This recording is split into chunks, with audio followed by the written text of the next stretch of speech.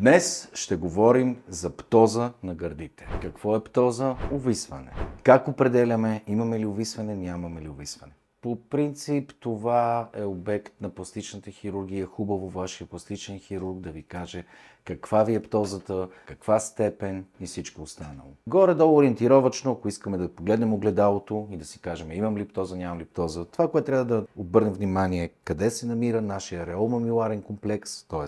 къде ни е зърното и къде е гънката под гърдата ни. Колкото по-надолу е зърното от гънката, толкова по-голяма е птозата. Сега, тук идва един друг въпрос. Защо много дами идват с птоза и искат имплант? Импланта ще коригира ли птозата? Импланта може да коригира птозата, ако е много лек. Но ако е по-тежка птозата, няма как само с имплант. Какво ще се получи? И ще се получи грозно. Защо? Представете си, импланта стои така, а кожата пада над него. Няма да е хубаво.